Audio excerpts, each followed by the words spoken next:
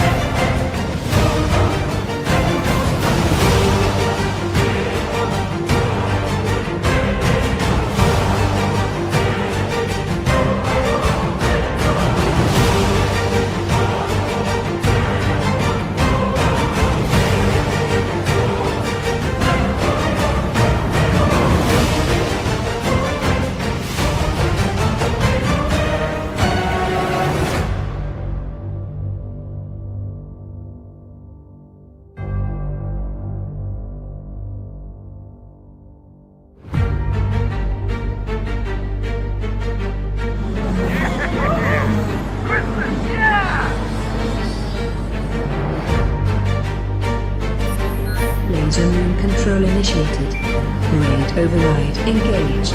What the hell was that?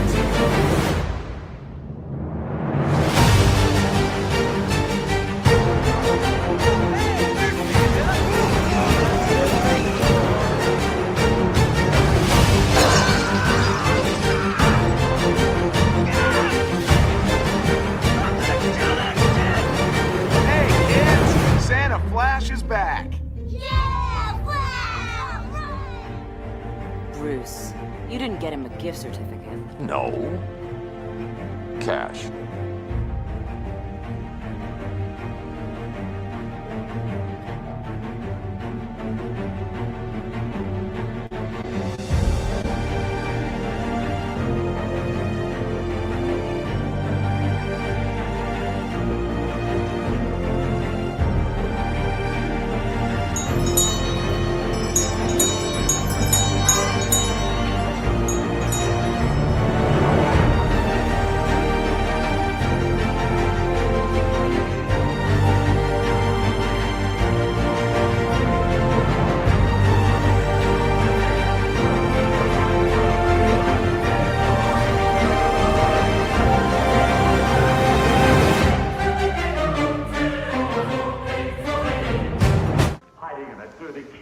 Yeah, can I help you? Yes, we're looking for the legendary Kevin Bacon. We're looking for the legendary Kevin Bacon. Just said that, Drax.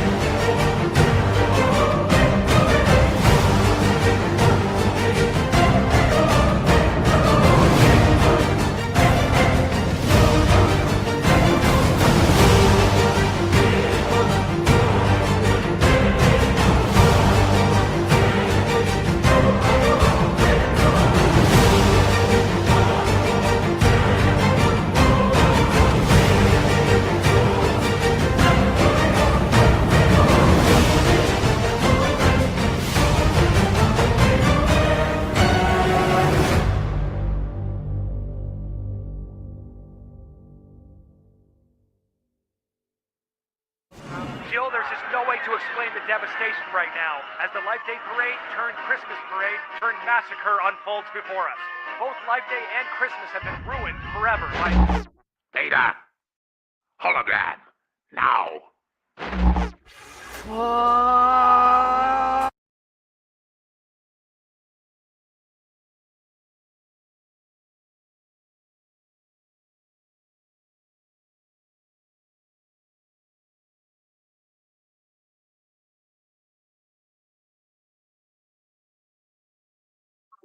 and welcome to another episode of Marvelous Discussions. And welcome to the very last episode, last show, last on this channel for the year 2023.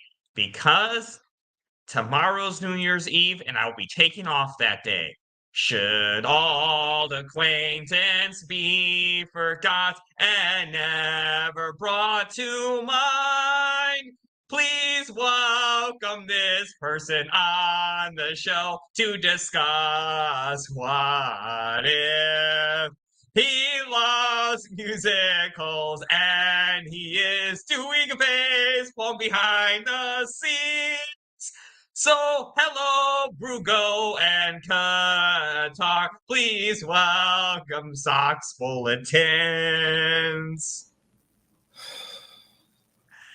How are you, man? Now, when you sing, I got the mute button right there. So just letting you know. Come on, Sox, I know you love musicals. I know you do. Sox loves musicals and he prefers DC to Marvel. If you agree, Sox, that you prefer DC to Marvel, keep smiling like this and stay on mute if you prefer DC to Marvel. Okay, I'm done.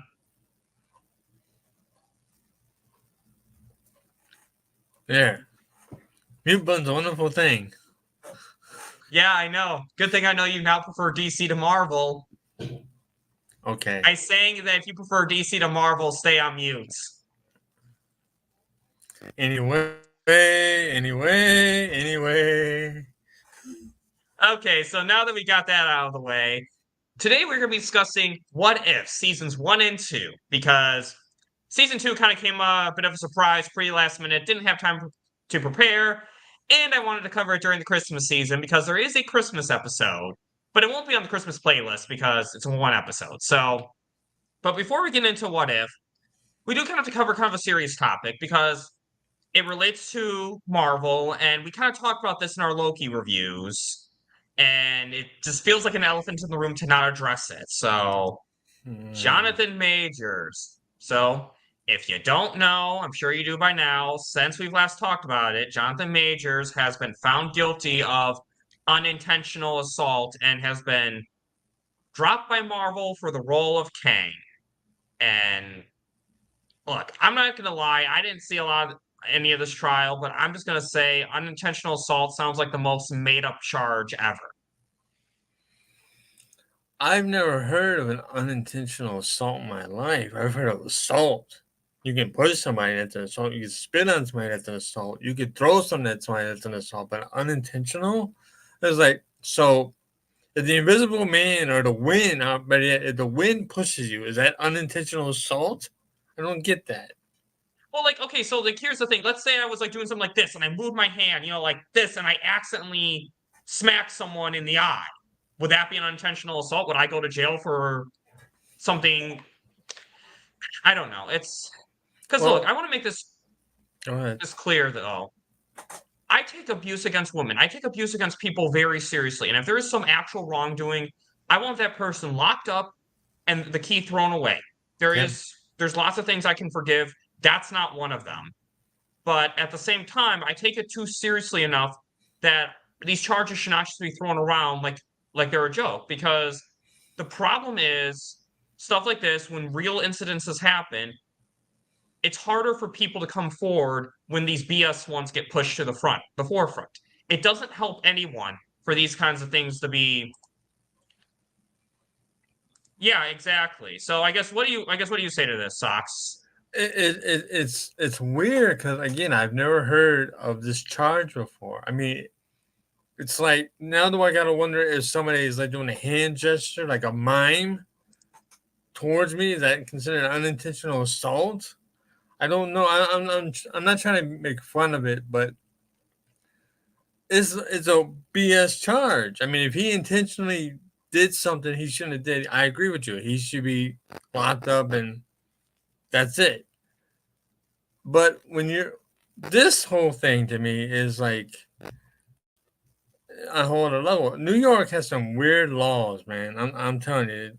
Every state has their own laws, but New York has got. I don't know which is worse, New York or California.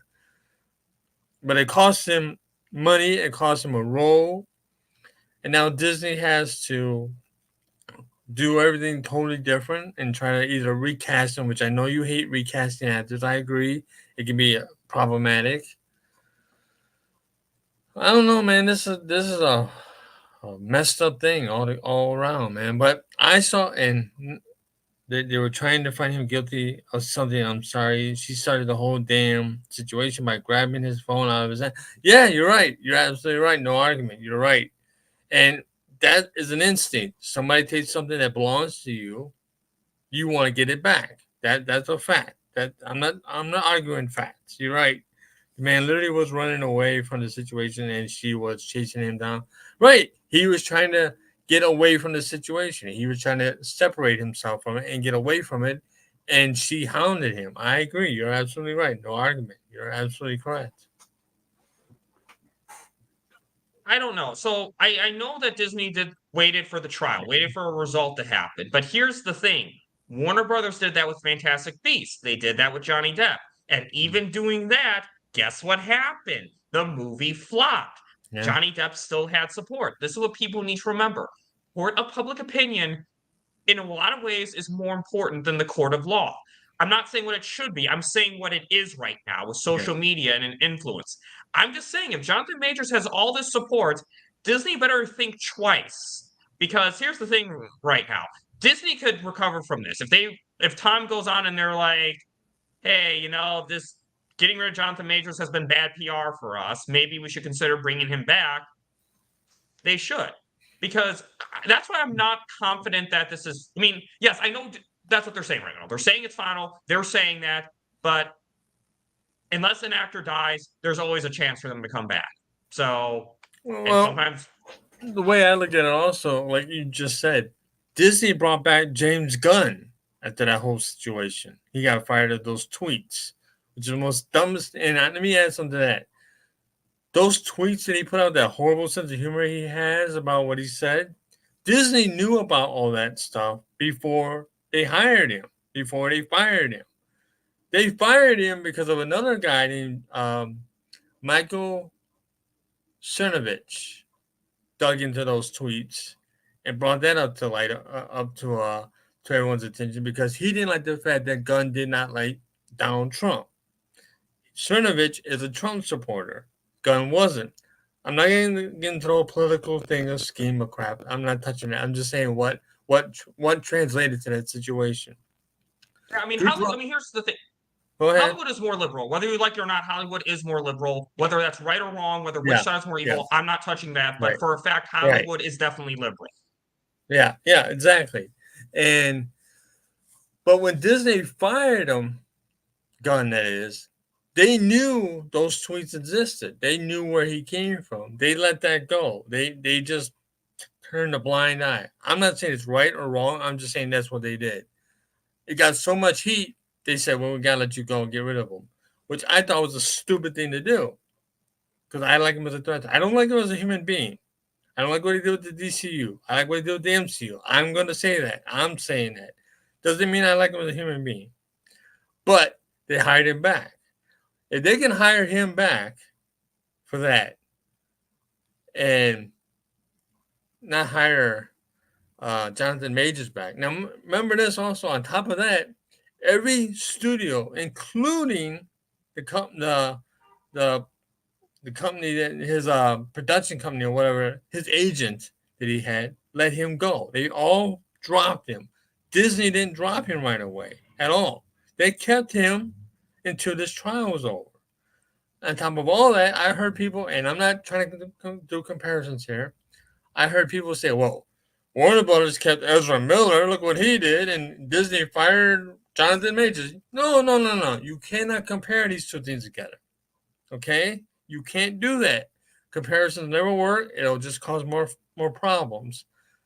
Like you said, I had to wonder, maybe a year from now, Jonathan Majors gets hired again. He's a fabulous actor. He had a situation that happened to him.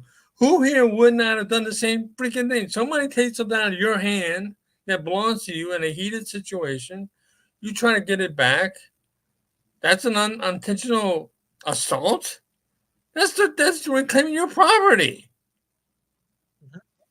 Exactly. And to clarify, Qatar, I'm not talking about the U.S. court. There was some sometimes court in the U.K.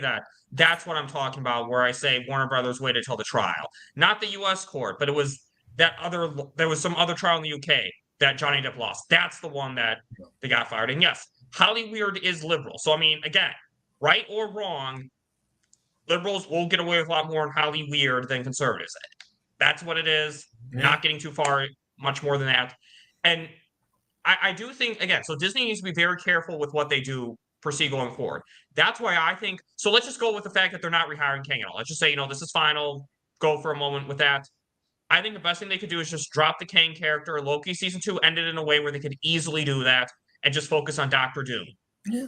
I think that's the best thing they could do right now. Because I think the problem is right now, if they recast Jonathan Majors has way too many supporters that recasting would be bad in this case. Where if you don't have him at all, it's less of an insult. Think of Gina Carano with Mandalorian. They didn't recast her, they wrote out her character because, again, I'm not going to touch that too much, but right or wrong, she has supporters out there. And I think people in Mandalorian support her too. It's Disney that wanted her gone. So I think so that's why they wrote her off, so that if things get resolved, calm down later, they can bring her back. That's what they should do with Jonathan Majors. Get rid of the Kang character, so as time passes, if there's a way to bring him back, they can do that. That's the best thing, in my opinion, that Marvel and Disney could do. People love a comeback story, and yeah, he's not going to get jail time. That is, again, unintentional assault is the most made-up charge I have ever heard of in my life. Yeah. There is real instances out there that need to be looked at more. This is not one of them. I think Jonathan Majors will probably, when they do the whole sentencing thing in February, he'll be getting probation, time served, and probably pay a huge fine, whatever, and that's about it. I don't see a day in jail over this BS for anything. Exactly. I totally agree. And again, I agree with you saying people comparing with Ezra Miller. It's, again, it's no secret I've been very supportive of Ezra Miller. But the thing is, people need to remember Ezra's movie was filmed, and if Ezra gets work again, it will be on, as Mikey Sutton said, it will be on Netflix with Rebel Moon spinoffs and ZSJL 2 and 3 on Netflix. Yeah. But theatrical work for a while, same thing. So and that's all I'm going to compare, because I have lots of other thoughts on that comparison, but this has been controversial enough as it is, and I normally don't like to go into the stuff on this channel, because I don't like this channel to be that kind of stuff. I want this channel to be a fun stuff but unfortunately, because this is Marvelous Discussions, this is going to affect the Marvel Cinematic Universe, and we kind of talked about it already, so I didn't want to just ignore it and not pretend that we didn't talk about it right now. I don't rewrite history on this channel. This is what I said, and you know what? If something later comes down the line that there's something in the trial, some video came out where Jonathan Majors maybe did something he shouldn't have done that caused this unintentional assault, that we might look at and go, oh, wow, no wonder they voted him guilty. At that point, I will retract the statement and we'll talk about it again. But I'm not going to pretend that I didn't say it on December 30th, 2023, this stance. So that's just, unfortunately, it's a sad circumstance what happened. And I hope the best for Jonathan Majors. And if there's more evidence that came out that this guilty verdict was the correct one, I'll retract my statement, because I also want to make it clear, I take false allegations very seriously, and I take abuse very seriously. Both things very seriously. And and that's a good point too. There's lots of stuff they could do. So anyway, I don't want to get more into this, because this has already been controversial enough as it is. So I don't know how to not awkwardly transition. So we're just going to jump into straight in what if. So the main topic is the what if series. This is what we're going to talk about, and it'll be a little different. We're not going to break down every character, because let's be honest here, if we did that, we'd be here till midnight doing this. There's so all these characters, so we're gonna talk about one character.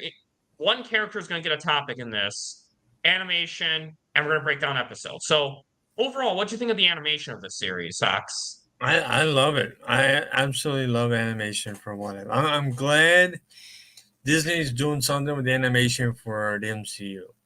And because let's be real, DC had that market for years. I mean, even Marvel had a hard time with that. But DC had the market for years to get animation. And I gotta give DC credit, Warner Brothers credit for their animated movies and DC shows because they had that corner market to a T.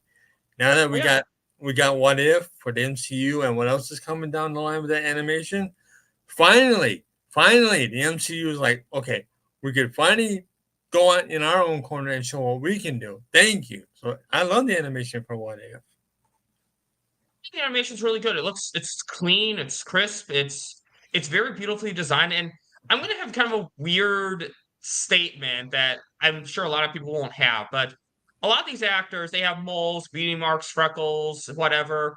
And I think while they don't always look bad in live action in real life, I think they always, I mean, always look terrible in animation. Whenever they try to give an actor a beauty mark, a mole in a cartoon, it just looks so bad. And it's like one of those things, in my opinion, that doesn't translate well to animation that looks good in live action. Because again, I want to make it clear to any actors out there who do have moles, beauty marks, whatever. I mean, like Haley Steinfeld looks beautiful in my opinion. I think she's one of the most beautiful actresses ever. But if I saw her in animation, I would hate to see those moles in animation because it just doesn't look good in animation. Like they do this with fan art too. Like Lucifer isn't like the show Lucifer. Like Tom Ellis has like a little mole somewhere, and like there's like fan art where they do it with a mole. It just looks so awkward. Whereas there's a Lucifer episode that they kind of did a cartoon. It's not going to get too far into that, but they cut the mole out because it just doesn't look good in animation. So point is, I'm glad they didn't give some of these I'm glad they didn't show them on the cartoon because it just never looks good on that. So I know it's kind of a weird gripe. I don't know if you've heard that one before, but nope. I'm glad they first. yeah, so yeah. Won't go too far into that, but that's just kind of a unique take that, hey, this channel says unique takes, interesting thoughts. So yeah.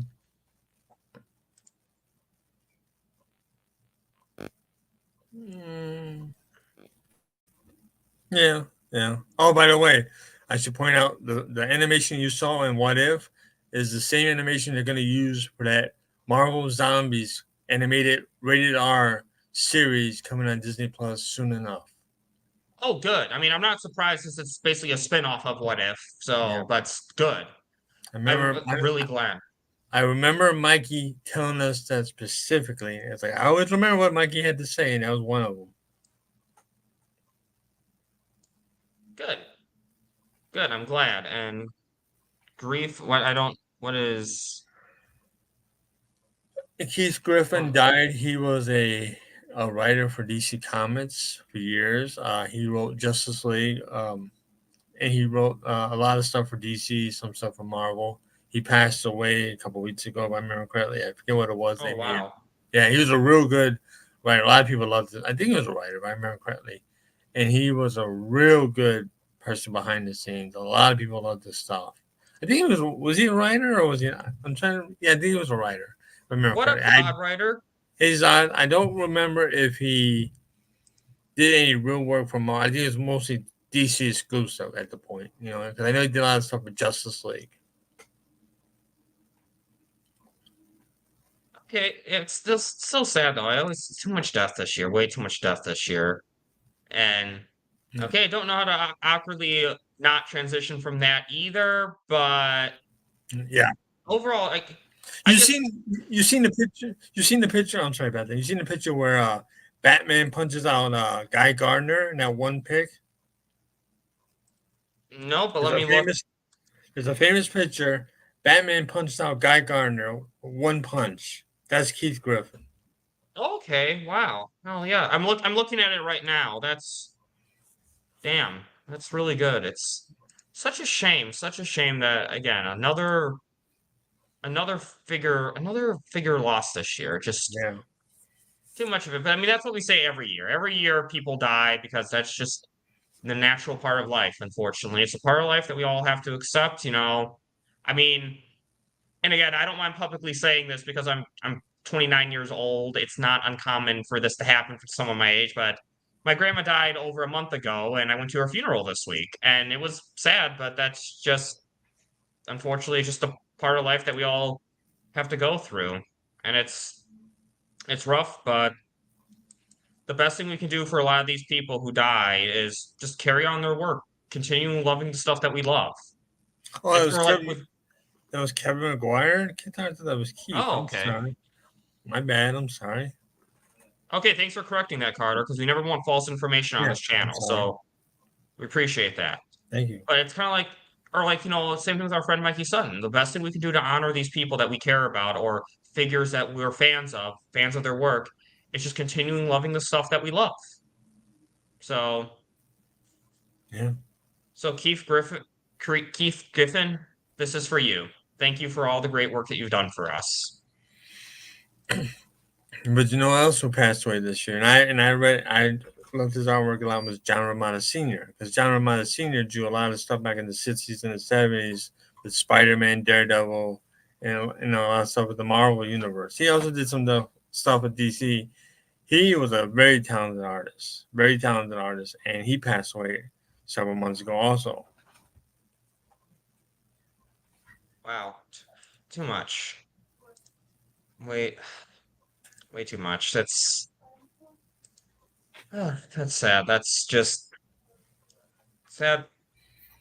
I'm just not really great with words when it comes to this stuff. I apologize, viewers. I'm not the best with words. Let's just move on to a different part of the rest of What If. Okay, so the Watcher. What'd you think about this character? I'm a Watcher fan. I always was. I dig the Watcher because that's basically what he does. He intervenes. He says he doesn't, but even in the comics, Watcher does. He always, one way or another, he finds a way into it. And some people find him annoying. It's like, all you do is narrate. You don't do anything. No, he does his thing. And Watcher's a very powerful character. Don't get. He's a cosmic being also. What's his name again? Oh, the Yatu. Watcher's real name. What? Yatu. UATA.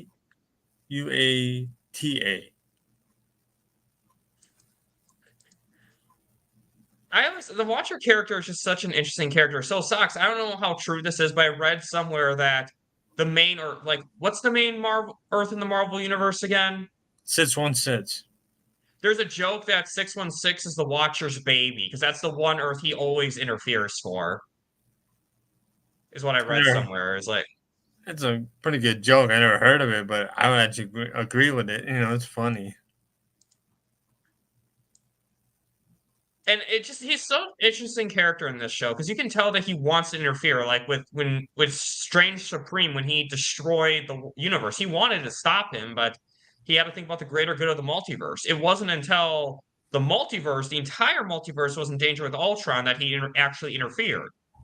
And he reluctantly did so. Like, he hated asking Strange Supreme for help, but he didn't have a choice.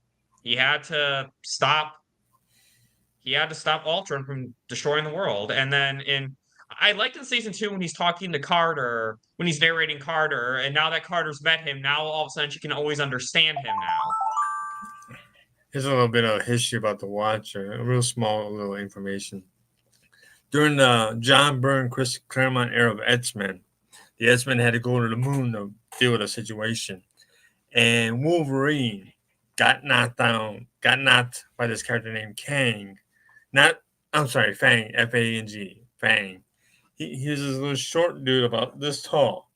Punched Wolverine so hard, Wolverine went flying and went down this hole in the moon, inside the moon, into this secret base, right? He wakes up and there's this big screen, like 100-foot monitor screen. Watcher's face shows up. Starts talking to Watcher. Watcher responds to him. And Wolverine, being who Wolverine is, Watcher ain't putting up with that. And Wolverine ain't gonna put up with that. So Watcher cast Wolverine back out and went inside Wolverine's head and took out the little bit of information of Wolverine seeing the Watcher. He reached in and yanked that out, so he couldn't tell nobody that he saw another being inside the moon. Just like, I cast thee out. That's how powerful Watcher is. There you go. It's only took someone as powerful as Ultron with the Infinity Stones to be a match for the Watcher. Yeah. It just, and then what if it's just such an interesting show? Like, I love the first 3 episodes of this season. I feel like, I mean, first of all, Captain Carter, that episode was such a great episode. Is that she's such an what I liked about it is that even though Steve didn't get the super soldier serum, they still made him a cool character. They gave him the Hydra Stomper. They made him useful still. I liked it, because to me, when you can do what if is basically you don't have to follow the formula. You can create your own formula. You can create your own stories. You don't have to be traditional to what was already shown because it's something totally different. We don't know what's going to happen. It's an alternate timeline. It doesn't follow the rules. Nothing has changed. I mean, everything has changed, but nothing is breaking any major rules because it's its own separate thing. My issue was not so much with the show, is certain fanboys online. Oh my God, it's woke. It's woke. It's woke. We made Sharon Carter the main character. It's woke. No, it's not, because she never gave up her love for Steve. Have you not been paying attention? She still loves Steve Rogers. She might be the new Captain America, but she still loves a man. So where do you see this? And she's not putting him down either. So where is this woke? Exactly. They went out of their way to make Steve Rogers useful. Plus, I really love that because that really shows what true love that is. Because the fact that, like, here's now Peggy Carter a lot stronger and because Steve Rogers pre-serum is already really short, and Peggy Carter is now really tall and now really strong, much more than Steve Rogers. And to really overcome the normal social dynamics, they still love each other. That shows that is true love right there, against all odds. And that's why that's what's so interesting about the Peggy Carter and Steve Rogers relationship, is that they do love each other despite the different circumstances. Yeah.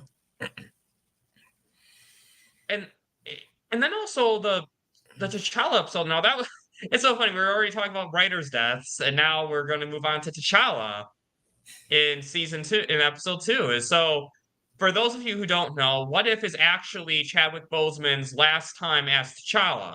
It came out after his death, but with animation, you have to record the lines very far in advance. So Chadwick Boseman had recorded all his lines for season 1 before he passed. So season 1, 100%, even though it came out over a year after Chadwick Boseman's death, is 100% non-AI T'Challa. That was real beautiful to watch, because we as fans got to hear his voice, his acting one last time. And if you were a fan of that actor like I was and saw his roles that I saw, the man was dedicated to his craft and wanted to work as much as he could before he passed away. And even after he passed away, we got that last bit of what he did, and I enjoyed it, man. I really did, because he is that character. He is that character through and through. Yeah, I'm gonna have the same emotions when the new Suicide Squad game comes out, because it's kind of the same thing with Kevin Conroy's Batman. That's gonna be the last time we see Kevin Conroy's Batman will be in that game. He died in 2022, and this game comes out in 2024, and it's gonna be kind of those same emotions. And but again, it's kind of like what I said with the writer's death. The best thing we can do is honor their work and continue loving the stuff that we love. And Chadwick Boseman does such a great job in this series. And we'll talk. There's a line, but we'll get into this in the next topic that he says, where I'm like, did they? I don't want to say too much more because I want to kind of bring this up in the next segment. But that episode itself was really interesting. Is that what'd you think about him being able to talk Thanos out of his plan?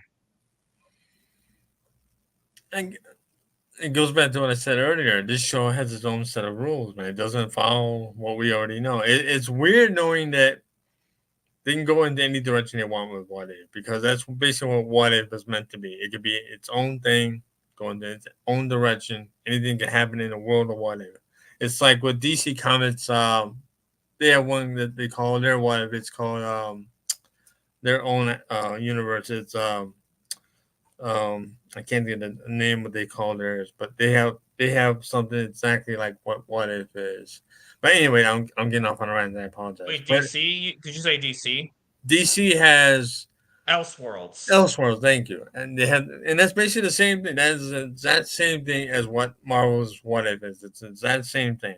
You can create your own thing. Doesn't have to follow certain rules. Go in any direction you want because it's a self-contained universe. Go from there. So I had no problem with it. I knew that going in with What If because I read the What If comics. I used to buy all the What If comics, so I know what to expect when it comes to What If. Exactly. Anything can happen. And people say then why couldn't T'Challa do it in the main universe? And I'm like, because one, T'Challa didn't have the influence in the universe that he did in the main universe that he did in this What If universe. But also, when someone goes mad, when they go crazy, there's certain points where they can still be talked down, when they can still be talked out of it. For all we know, at that point, Thanos wasn't as far gone that it would have been a lot easier for T'Challa to talk him out of it than he was when we see him in the main MCU Infinity War movie. Yeah, depending on the writer, sure, and what the story is, yeah. Exactly So so. I liked the only thing I kind of wonder though, Star-Lord, that was I forgot Star-Lord's main name now. His Peter real Quill. name. Peter Quill. Peter Quill. This is why I like having a Marvel guy on the channel. Peter Quill, wasn't Star-Lord like some connection to Peter Quill, that name? It just feel like the weird coincidence that T'Challa was also Star-Lord. Again, goes back to being What If. You can create your own thing, and there's no reason to question it because it's its own separate thing. It doesn't have to be connected to anything. That's how you gotta look at it. Yeah, and that's a fair way to look at it. And I really did like that episode though, because it was such a great episode. It was so cool seeing Yandu and T'Challa working together and seeing Thanos as a good guy. It was a real interesting dynamic, and T'Challa and Chadwick Boseman really killed it in this role. Is that he really did such a great job. It shows why T'Challa is born to be a leader, though, because you think about it, he is. I mean, I guess technically Yandu's the official leader of that group of the Ravagers, but T'Challa, let's be honest, T'Challa was the real leader of that group, and he really shows great leadership skills, showing that no matter what the situation is, T'Challa's a leader.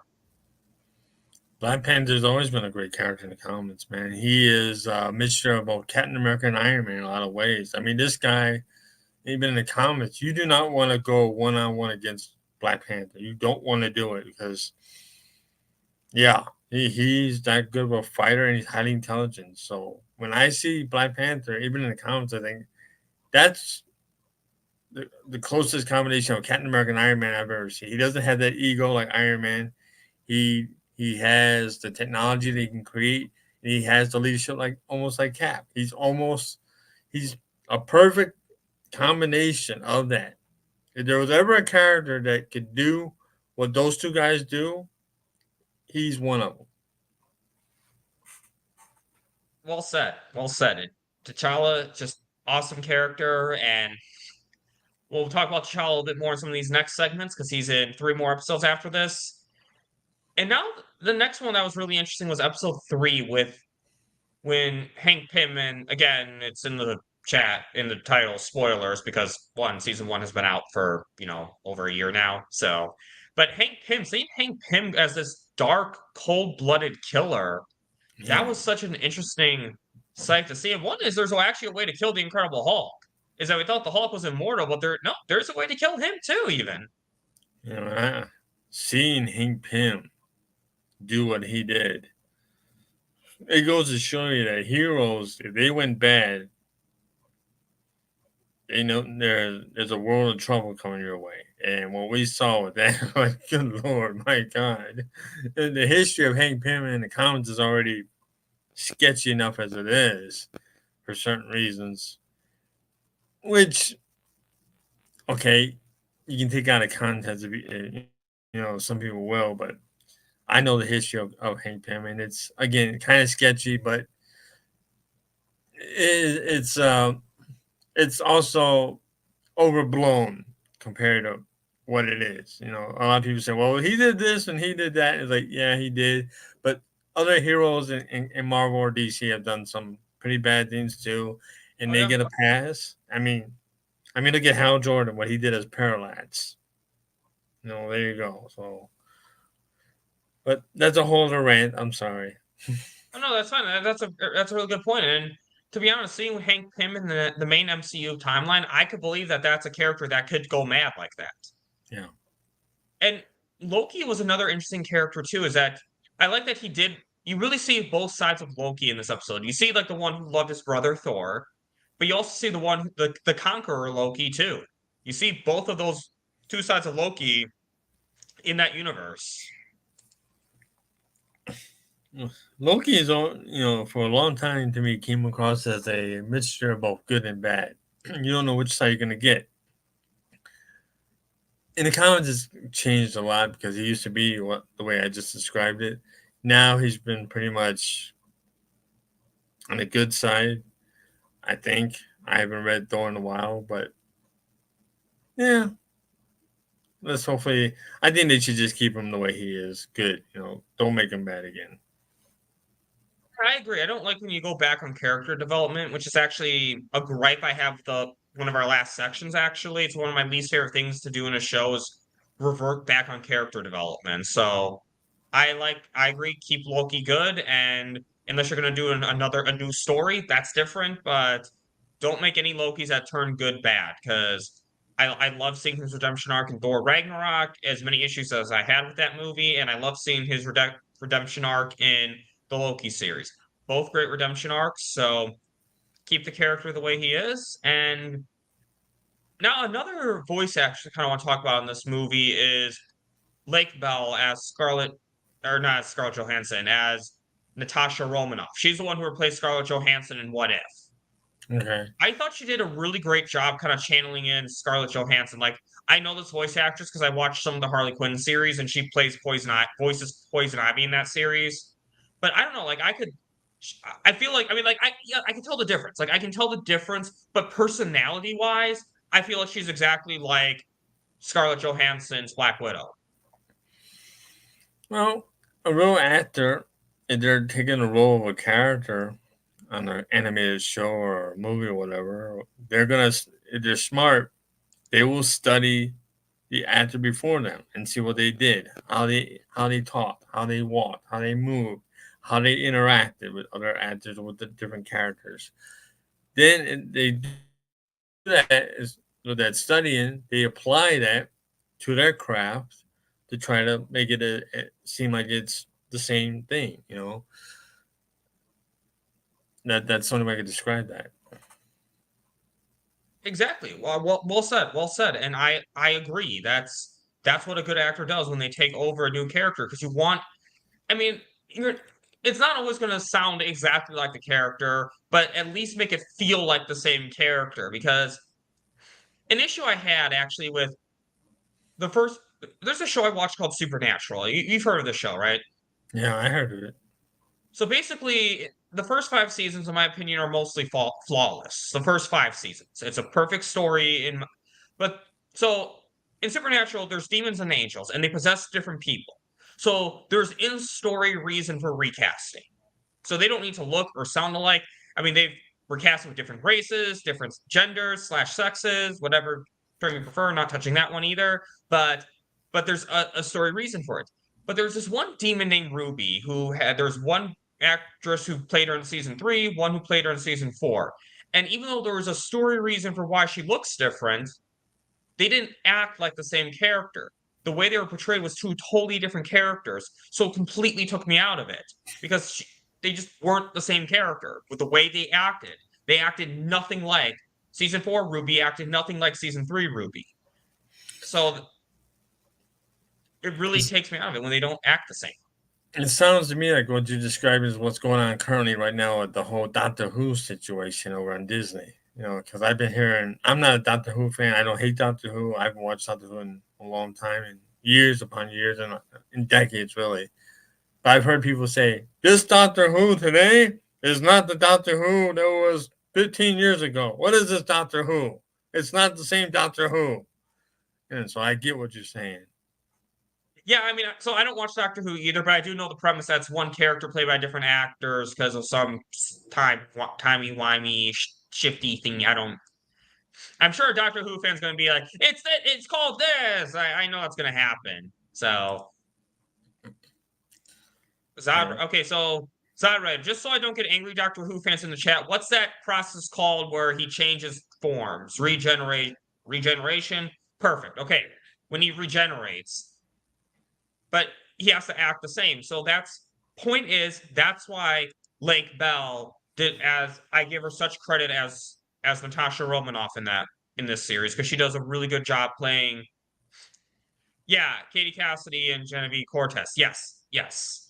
And I'm a big fan of Katie Cassidy as an actress. I loved her as Black Canary on Arrow. But my issue is that Genevieve Cortez, who I know is actually Jared Padalecki's real life wife, I didn't like the way that she didn't act like Katie Cassidy's character. So that was a gripe I had with that. And I don't want to get much more into that because this is What If, but I always like to use other shows to reference because that's how I do it. So, but anyways, I like the plot and seeing Nick Fury. I'm glad they got Samuel L. Jackson as Nick Fury. Because as many actors as recast, they get a lot of pretty big names in this too. Like, I think a lot of people who don't normally do TV. So. Yeah. And now episode 4, though. I think it's probably one of the best episodes of What If, in my opinion. The Strange Supreme's birth. When he does what he can to bring Christine to life. But I actually have some story issues with this. So I know you said what if different universes can do their own thing. I agree with you mostly. But the time travel rules that Hulk presented in Endgame seem pretty multiversal wide because that's partly how another universe gets created is with time travel. So time travel rules in this multiverse should work the same, in my opinion. I gave the TVA a pass because that was something that existed outside of the multiverse.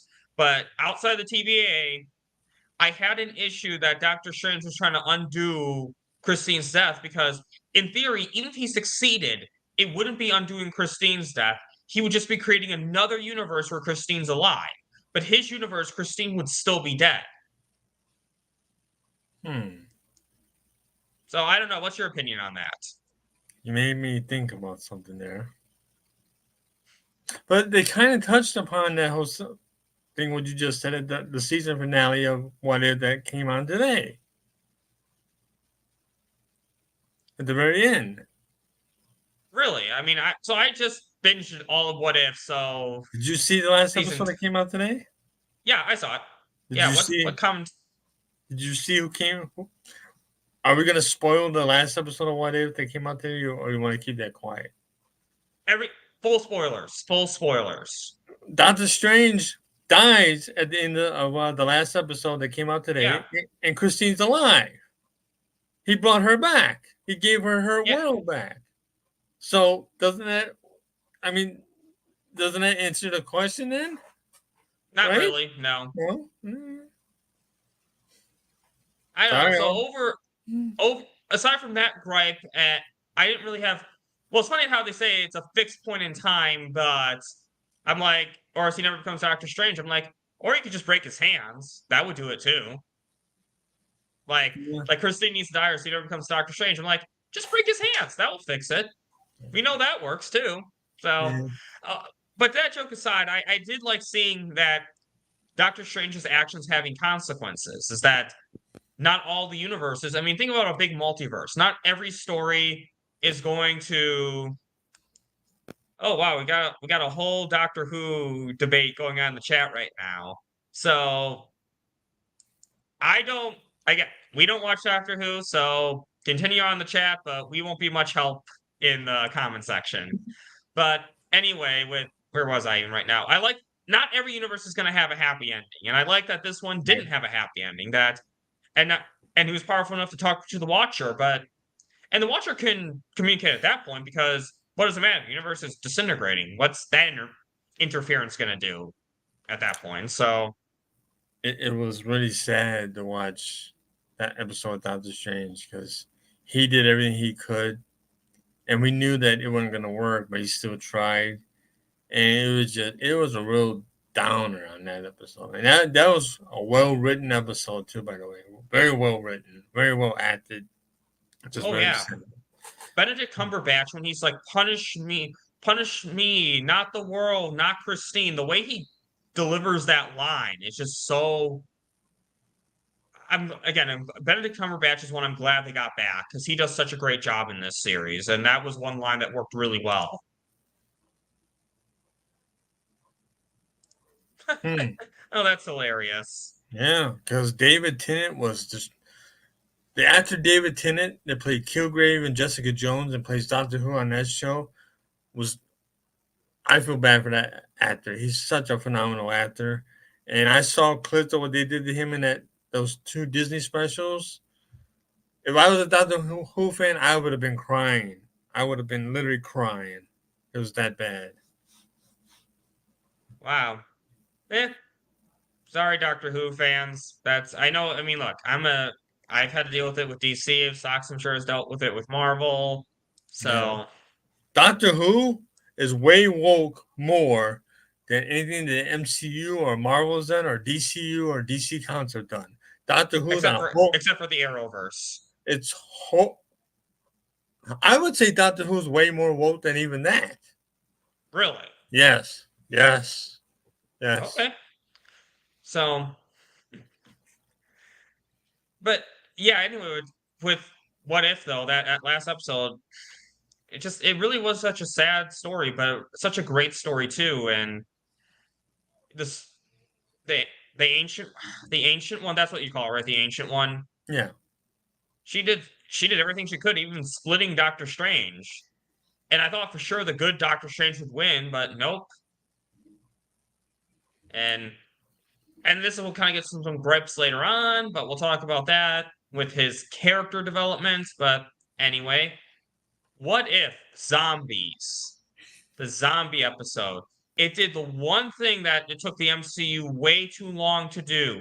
Mention Uncle Ben. Yeah. This is a gripe I have with the Spider-Man movies in the MCU is that they never mention Uncle Ben. And to clarify, No Way Home, they do not mention that Peter's Uncle Ben. They mention other Uncle Bens, but there's no, to me, Spider-Man without Uncle Ben is like Batman without his parents. Like, not mentioning those deaths, that's basically what they did. And you don't have to show the death, but just mention that it happened. That's all you need to do. So, and I like that line where Peter mentions that he lost Uncle Ben. Finally, an Uncle Ben reference. But what do you think of the voice actor for Spider-Man? Because it wasn't Tom Holland. It was that was another recast. What did you think of him? I had no problem with it. I had no problem because I saw Spider-Man. I was happy. I was like, okay, I get to see my boy, my all-time favorite. I'm happy to see it. Let's do my boy justice. That's all I ask you to do.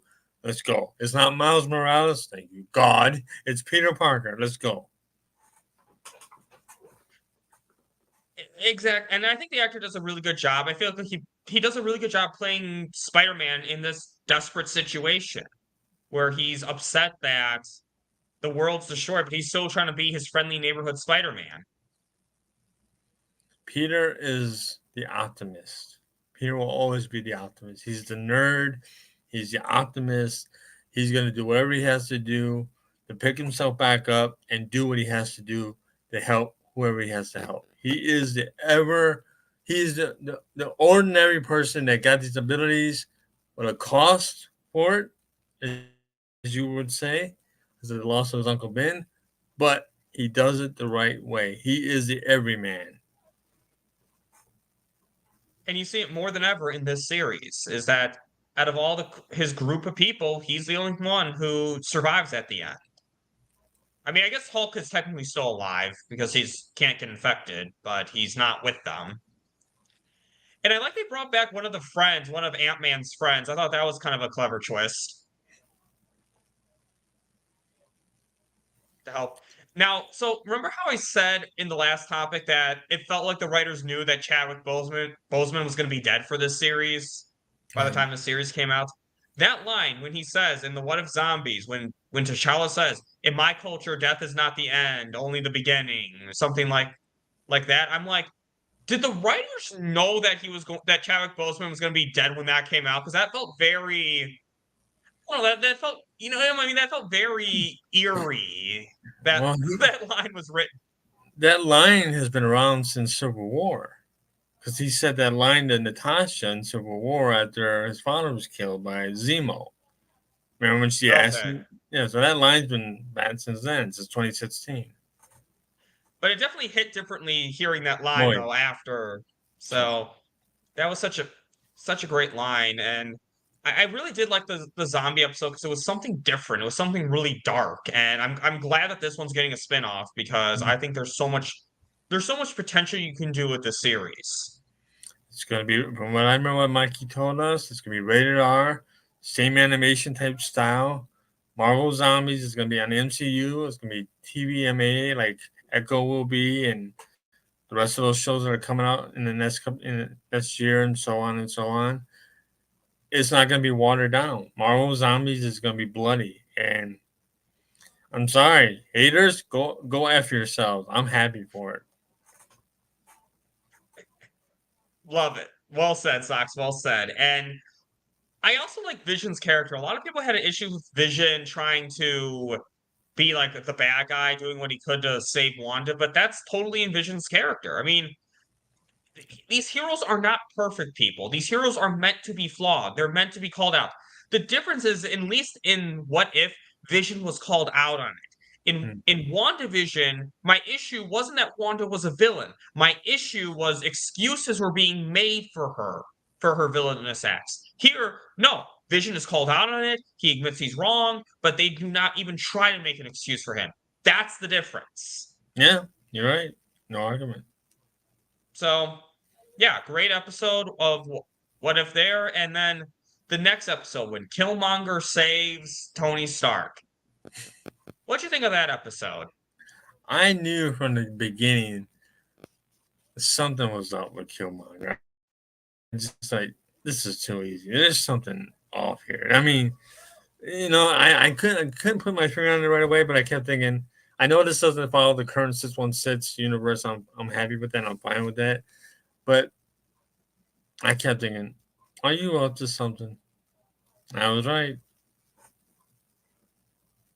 I mean, yeah, I mean, he had to be up to something. It seemed way too obvious, and it really shows. I mean, Tony Stark started it all with the Avengers in a way. A lot of it, I mean, well, not completely, I guess, but like, he was a big part of it, and without that tragedy, he's still arrogant. Like, at first I had an issue that he doesn't still call the police or like put it on a timer so if he doesn't beat Killmonger, that the police see the recordings. But I'm like, no, Tony's arrogant. He doesn't learn lessons because he didn't go through that experience that changed him. He got saved without lifting a finger.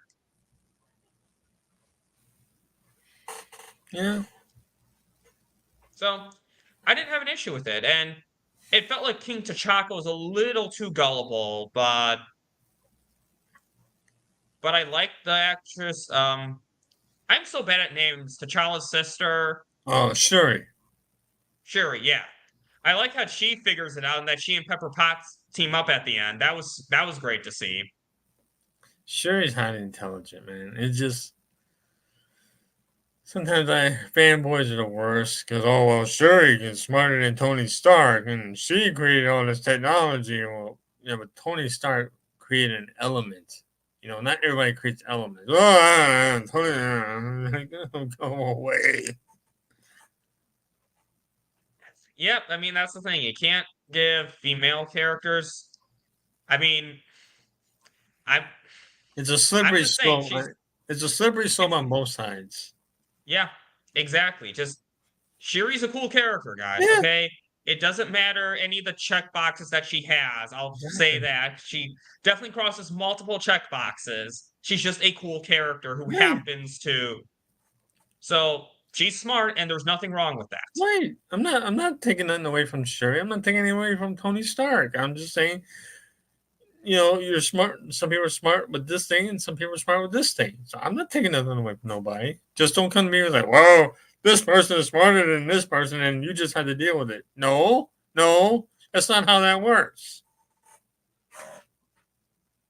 Exactly. And again, that episode was not. It was an interesting episode. It was definitely an interesting episode. But I think again, these 3 episodes were another strong set of episodes. Do you have anything to add to this? No, you don't want. So remember how I say that when an actor's recast, that they should try to look at the other actor, emulate them as much as they can, even if they can't get their voice sounding the same, at least get their personality the same? Yeah. I have one exception to that in this series where I'm glad they didn't do it at all. And I think you know who I'm going to say to this. Captain Marvel. I am so glad the voice actress did not at all imitate Brie Larson. And yes, I didn't bring this up in the 1 through 3 segment because she says one line. But oh my God, Captain Marvel in like episode 7 and 8 is such a better character than the main MCU timeline. Like, yeah. I don't know. I almost think they should just CGI Captain Marvel and have this voice actress play Captain Marvel. That's what they should do. And I'll agree. Sure. Do it. Yeah. You know what? Yeah. Do it. She is so likable. Like, Zodwriter, if you're in the chat, let us know what you think about this, about Captain Marvel and What If, because she's funny, she's witty, and she actually has concern for human life. Like, she doesn't want to fight Thor in public because she doesn't want people to get hurt. Like, my God in heaven, a real hero.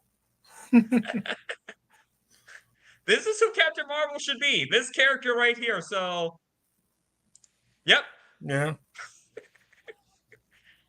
So, yeah, maybe, that's what they should have done for the Marvels. I'm just saying, could you imagine if the Marvels, they just did a CGI Brie Larson and had this voice actress take over, or maybe just recast, just have a different look and just deal with that.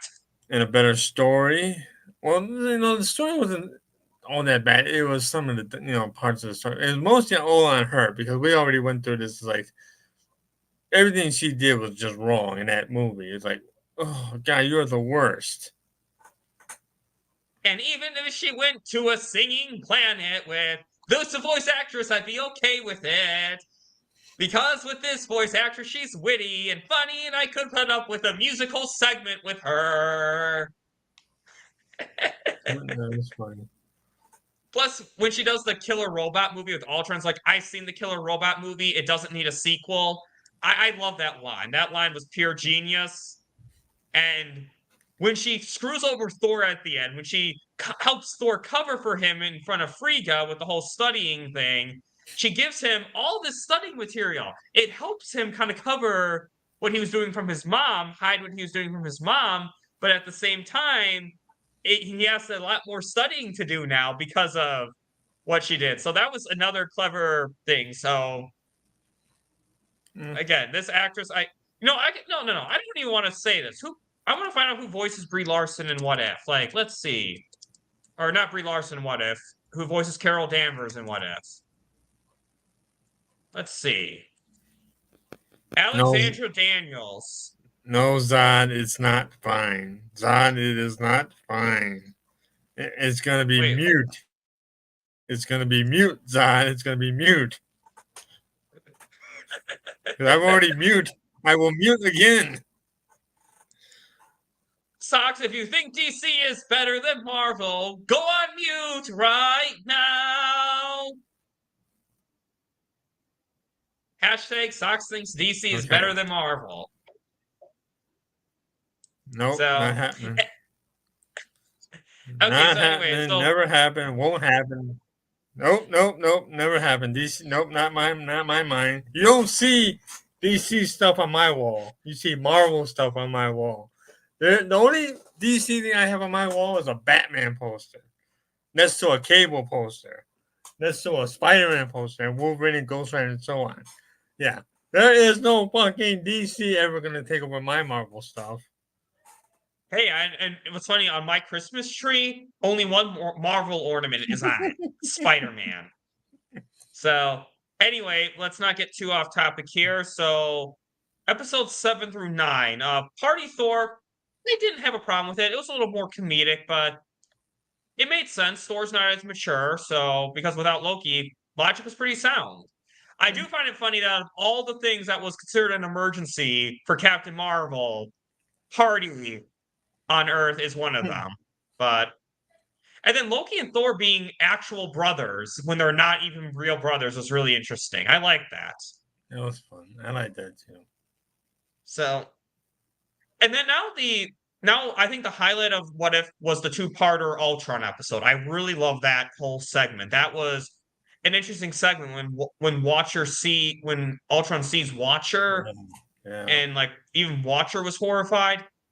It seems like the universes don't completely line up though, because at the end of episode 7, you see Ultron in Party Thor's world, but then in episode 8, you see Watcher talking to Ultron fighting Watcher. So it seems like the universes don't go the times don't completely line up, but I think that's just part of how the multiverse works. But such an interesting segment, and Watcher broke his oath. He interfered because the whole multiverse was in danger, but he did put that Black Widow in another universe when he put Natasha Romanoff from the destroyed world into the world where Hank Pym killed the Avengers. But it was kind of funny. over. It was funny when Watcher's doing his narrating about Ultron, and you see Ultron's head just turn around like, I see you. And like, Watcher's like, what? It cut me out. Like, oh, man, he see me. I get out of here. Yeah, Watcher didn't expect that. He did not expect that. It's funny the way the expression on his face as he bolted back and like, oh, God, this is not good. And this is now I want to I agree. I love that scene. He just didn't expect that, and they're fighting through the multiverse. That was so cool to see. And then he turns to Strange Supreme for help. Yeah. For that. And it felt like Strange was learning his lesson a little bit, that he was redeeming himself finally. And then I like that story arc. I really like that story arc. And then we'll get more to that in later segments. We will definitely get into that in later segments. But overall, I really like season 1 of What If. I think What If is season 1 was really great. Is there anything we didn't, and sad time, last time we actually see T'Challa Chadwick Boseman as T'Challa in the finale was kind of sad to see, but yeah, what we say, we honor actors' work by enjoying it and continuing to love the stuff that we love. Yeah. So, rest in peace, Chadwick Boseman. Thank you for a great T'Challa. So, What If, you contributed to one of the best episodes of What If, in my opinion. And interesting how they kind of use the finale to tie up all the cliffhangers from the previous episodes. Yeah. So, and I'm going to overall say this. Anything you want to add before we move on? No, we can move on now. I'm going to kind of say this right now. I thought season 1 of What If was way better than season 2 of What If. Yeah? I actually like both seasons. I really don't have, any love or hate for either one. I thought it was both equally good. And I enjoyed both seasons very much so. Now, so I'll put it like this. I think the first half of season 2 was still pretty good. It was the second half of season 2 that quality kind of dipped for me a little bit. And we'll get into some points of that. So I like the Nebula episode where Nebula joined the corpse is what they called it, right? The corpse. That was definitely an old school Blade Runner police noir or detective noir type story, because it was a mystery to it. It had that whole noir Blade Runner type feel to it. If you ever seen Blade Runner, you know what I'm talking about. or ready noir stuff. You know what I'm talking about, especially Blade Runner. Watch that movie, you get a better understanding what I'm talking about. Okay, It had that feel to it. I haven't seen either, but it was definitely very interesting though. It was still very interesting how Nebula's kind of doing that detective work. Of course, what I wonder, could she have done that with the Shield any time? Why didn't she just go to what's her face, the Supreme Leader person, and be like, "Hey, why don't we just like take the shields down and put them back up to stop Ronan that way?" Could have done that all along. So Because, little I nitpicky, think I'll admit. because there's nothing wrong with it. If you feel a certain way about something, you should, feel it. You feel that way. I'm not gonna tell you anything different about that. You know that I would never tell you anything about that different about that. It's the way I saw it was that she still had faith in who brought her into the Noble Corps. She really wanted to believe who was her mentor. And when she was betrayed that way, it changed her because it's like, I didn't want to go into this. I didn't want to believe in this. But now I had to see you a different way. And that's not easy to do. Yeah, it's not. And you felt the pain that she went through, but she triumphed in the end. And it's interesting seeing like these people that we see as good guys in the main timeline being these monsters. But I also got her point. She was desperate to protect her people and had to make some tough calls. So it was a really good episode, and I really liked the Peter Quill episode, the next one. It made sense how they did the Avengers. It was so perfect how that was done.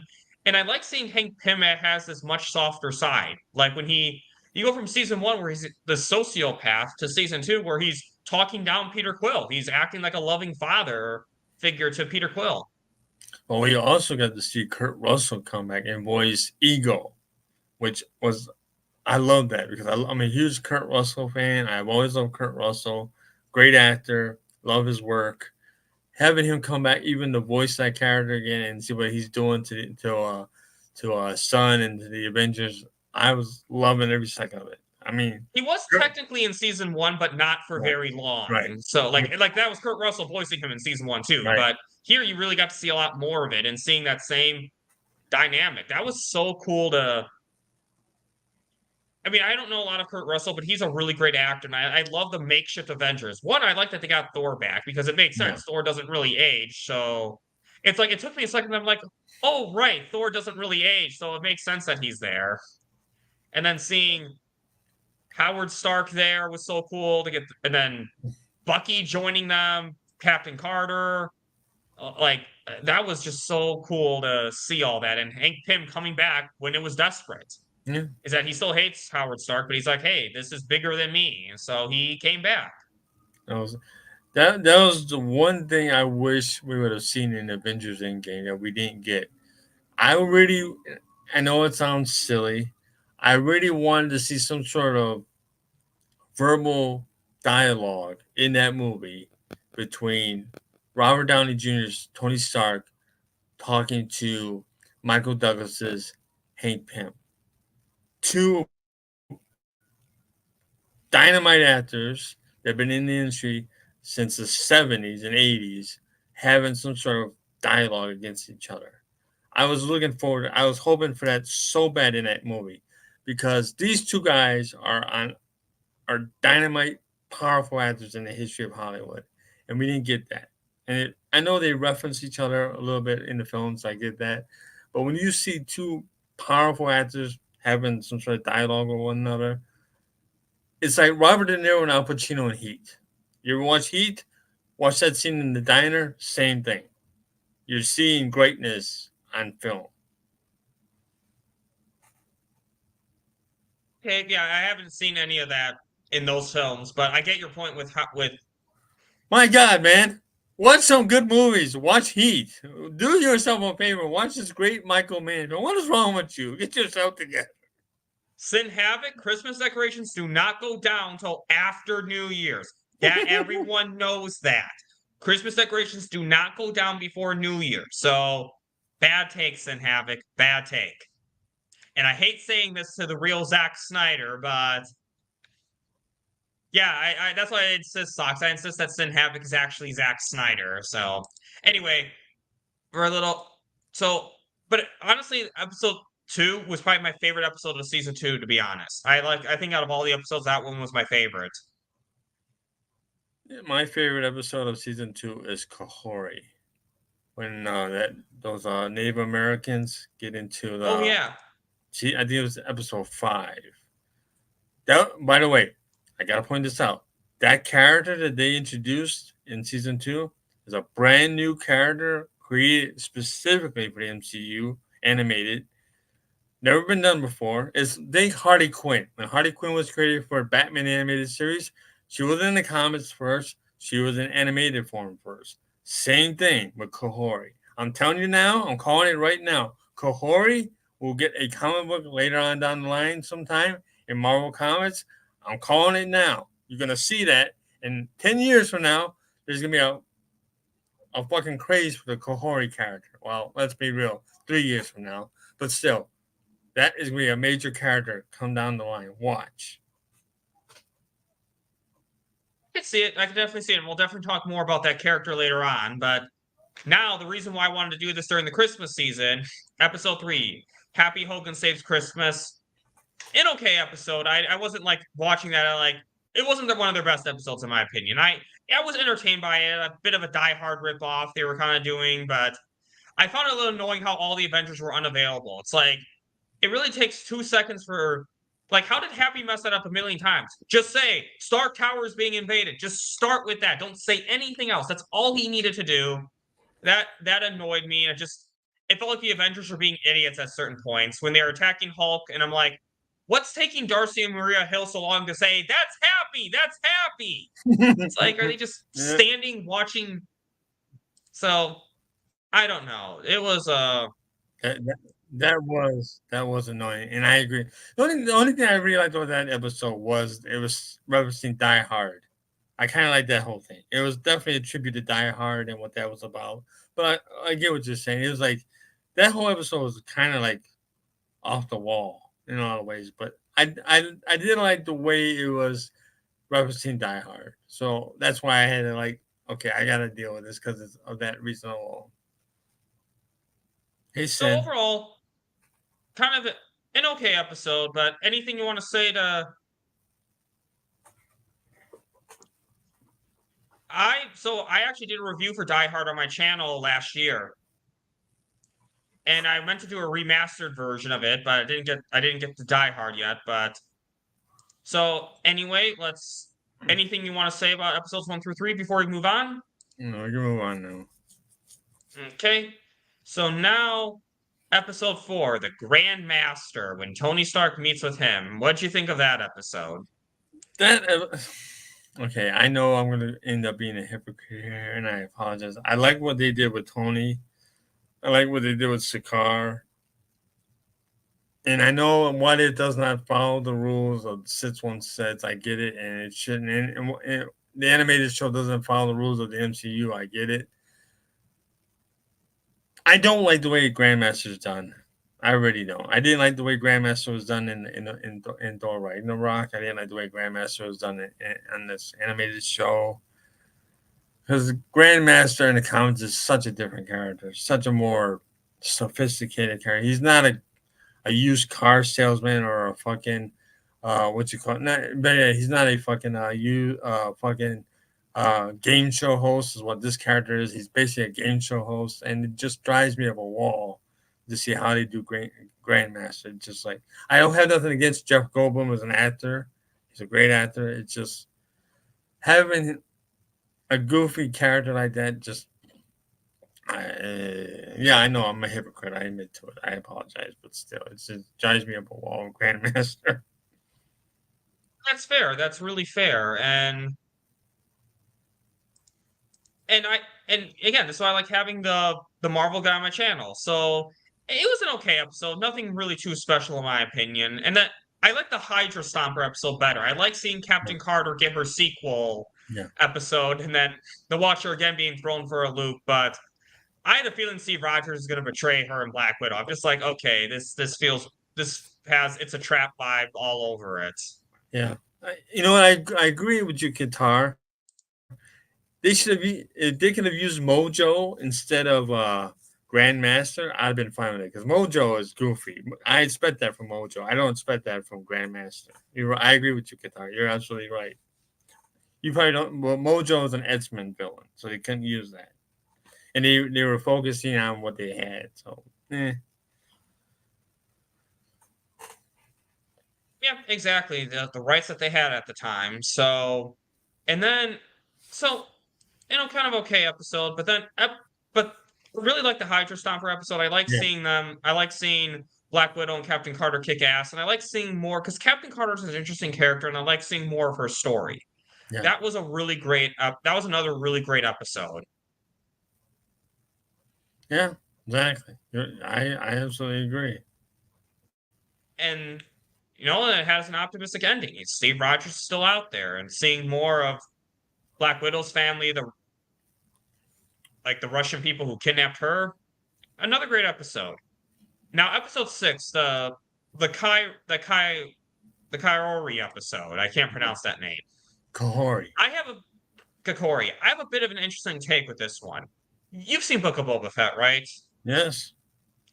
I think some of the best episodes of Book of Boba, the Mandalorian episodes of Book of Boba Fett, I thought were some of the best Star Wars episodes ever, but some of the worst episodes of Book of Boba Fett ever. I love seeing the moments that we saw, but they did it in the wrong show. Okay. That's how I kind of feel with Kokori. I think her character would have been much because I like the character. I want to make this clear. I love the character. I just think What If was the wrong show to introduce this character. Because the whole point of What If, we're supposed to see alternate takes of these characters.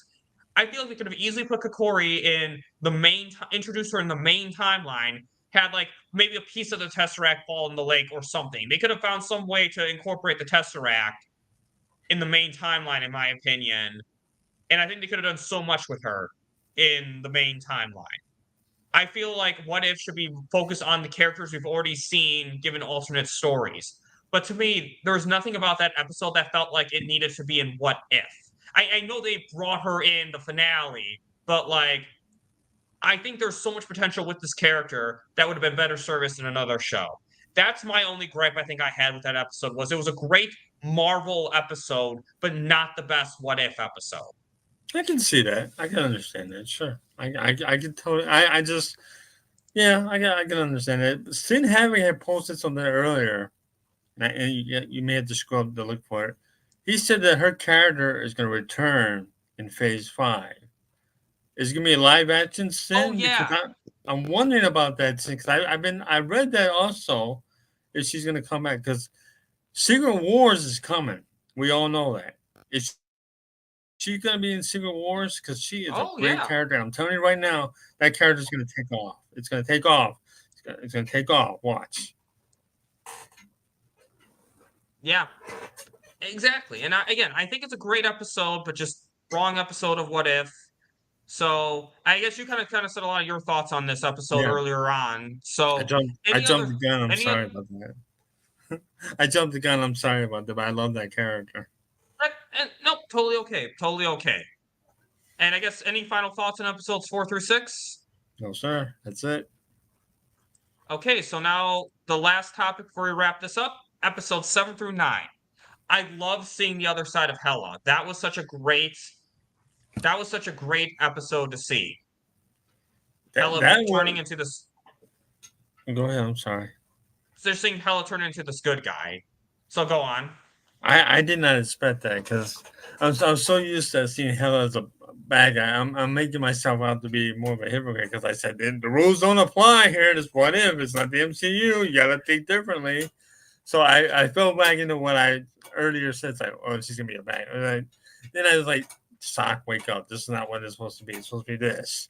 So, and then how they focus Thor Ragnarok. Then they put in Shang-Chi and the Ten Rings into that film.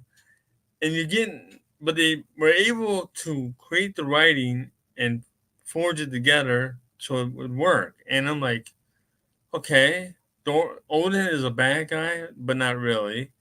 Hela is a bad guy, but she's gonna become good. Shang-Chi's father was a bad guy, but you don't know where exactly where he's coming from, but he actually does become good. Huh. Okay, let's That see how this happens. goes. Really cool. Yeah, great. I had mixed feelings about Odin being a bad guy, though. Honestly, I went back and forth on that. I'm like, I don't know if I see Odin doing that, but again, it's just part of what if, right? Yeah. I think part of my premise though is that the universes are exactly the same except for this one point. So I guess that's like why I don't completely give the multiverse a pass, because the premise of what if is that everything's the same except for this point right here. Right. So that's saying in the main timeline, if this happened, this is what we would have seen. Yeah. So it's the same thing with the Kohori episode. There was no connection to the original MCU with that stuff, and that, like you said, it was the best Marvel, but it should have been in the what if. It should have been something totally different. Now that you're saying it, I'm actually kind of agreeing with you more, but not damn, I love that character. Yeah, and she does a great job, and I think the character is a really cool character, and I am excited to see more of her. Now, so it's kind of like this next two-parter arc, episodes 8 and 9. This is why I think I say season 1's better than 2, is that I feel like the Ultron two-parter arc was way better than this two-parter arc. It was kind of the whole time thing when they were in two unit timelines merged together. It was kind of cool once we saw the end where Steve Rogers like cracked the time stone. I was like, oh, okay, I get it, but all that build up for nothing just kind of felt very like all that build up for I don't know. Was kind of just okay. I like seeing the Watcher and Carter communicating. I thought that was kind of cool to see, but other than that though, it was kind of an okay episode. I guess what do you think? I like the first part of that two-part episode when Steve comes in and he says, I was fighting this alien monster and my shield hit his Infinity Stones and I ended up here in that form in front of Peggy. That's the Infinity War Captain America that we all know and seen in the movie already. That's his version. So when I saw that, I was like, okay, that's a nice little throwback to that part, that film. They're bringing that in for a few minutes and go along with that story there. I will point this out, though. This season, in a lot of ways, compared to last season of What If, seemed to be a little all over the place. Have you noticed that? I had noticed that, especially with the last episode. Like, man, we're here. There was no consistent storyline going through all 9 episodes. You don't get that like the last 2. Then they bring other elements from other episodes into this. I get it. But you didn't see that from the beginning. You just saw Doctor Strange pop up in the second to last episode. Well, I need some help, Peggy, to go deal with this situation. Come on with me. Like, huh? Okay. Last season, you saw the build up with Ultron coming to do what he wanted to do against what he had to do. It wasn't until like almost the very last episode, it's all being pushed into this. Like, yeah, that was kind of weird, and I didn't like seeing Stephen Strange go back on his character development. That really bothered me. Yeah. And then, so as much as I like Kokori's character, I didn't like how she was able to just lift Killmonger out of the Infinity Stone suit like that. I'm like, I know she's technically powered by an Infinity Stone, but 1 versus 6, I'm like, she should not have been able to do that against 6 Infinity Stones so easily. Yeah. And especially since he had all the stones, and she's just powered by 1, right? Yeah, exactly. And here's the thing: even if that's what they're building towards, the main story still has to be good. You can't just say they're building towards this. We got to give this a pass. The main story still has to be good. Just like Zack Snyder, what you did with BVS. Even though the Ultimate Edition, everything is still good in that story, even though it's building towards the next story. The stuff that builds towards the next story still service the main plot at hand. You did that very well, Zack Snyder. So What If, to me, didn't do that? So I don't know. And then it was a little confusing because it was like Stephen Strange was turning good. It was a grief monster, I guess, that consumed him. And then he fights back, but he doesn't, and he kind of does at the end. I don't know. That whole thing felt very weird, very rushed. I feel like, okay, good, Zack Snyder. I'm glad to hear that, because it felt like they kind of rushed everything at the end. Just kind of, it's like, oh, he turned good, sort of. I don't know. So I don't know, Sox. What are your final thoughts on these last 3 episodes? Anything you want to add? Any highlights? I just wish that it was been set up a little bit sooner than the very last episode and a half, where everything was like thrown at at the wall. Like, we got to push it all through here. This is it. We're bringing it all into this, and we're gonna go from here. I would have been fine with the build up because I know what's coming. Take your time, pacing. Gotta have pacing, and then move along that way. Don't throw it all at one time. Because if people didn't watch the episodes or think or study these episodes like we do, they'd be lost. Like, wait a minute, why is this person here? Why is that person here? What's this for? Because that can confuse people. Exactly. We needed more build-up, and I guess, Sox, I know since having asked you a question, you'll actually have a chance to answer that in another section about the Rebel Moon question. We'll get to a section where you ask that very, very soon. So overall, I guess, any final thoughts on this, and what do you rate this series overall? I'd probably give it an 8. I'll go an 8.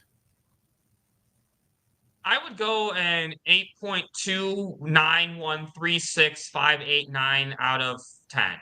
I think season 1 is in the 9 range, but season 2 is in the low 8 to high 7 range, in my opinion. So season 1's definitely way better than season 2. I hope season 3 is planned a little bit more, but it felt like they had a good 1-season premise. It did well, so they want to make more money. That's my overall opinion about it. So we got Qatar giving us a 7 out of 10. So coming up on this channel, so Zack Snyder asked you. I liked it. I didn't hate it. I'm not gonna go into the whole thing, right away. But I liked it. I don't have no hate towards it. But I'll say this: I want to see the rated R version. I saw what the PG-13 was. Now I want to see the rated R version. I feel like I was robbed. I want to see the rated R version. Right? I have no hate towards it. I saw influences of Star Wars. I'm not saying it's a ripoff of Star Wars. I'm not saying that. I saw influences of Star Wars. I saw influences of Battle Beyond the Stars, certain other films. I'm not insulting it. I'm not going to insult Zack Snyder. I'm not going to insult this movie. I liked it. Certain characters I like more than others. That's fine. But I didn't hate it. I have no hate towards it. I would definitely rather buy the rated R version. I'll buy that because I want to see that. I think the rated R version will be even better than what we've seen with this PG-13 version. Agreed, 100%. Josh and I said the same thing in our Rebel Moon spoiler review, so check that out. And I guess, Sox, anything coming up on your channel? No, not yet. I'm working on something. I might have an idea I might do sometime this week. I'm not exactly sure yet. Okay, well, whatever you do, looking forward to it. And on my channel, this is it for 2023. Come 2024, I will be doing an Aquaman 2 review with Josh, and I'm working on a Batman Begins review because another death. The actor who played Falcone died today. Falcone died today. How do you pronounce that? They changed it. Yeah. But so I want to do a review in Batman Begins in honor of him. So another death for the year. But again, we honor the characters by talking about the actors, by talking about what we love. So be on the lookout for that. And in honor of Mikey Sutton believing in my interviewing skills, I covered this in my Rebel Moon review. I'll be doing more interview shows, so be on the lookout for that. Mikey Sutton believed in my interviews, so I'm going to do a lot more to honor him. And guys, if you like this video, please like, share, subscribe, hit the notification bell for more unique takes and interesting thoughts. And this has been a great year, guys. I've really enjoyed doing this channel. This channel has grown so much. I have a co-host for a show, for one of my shows, Sox Bulletin over here.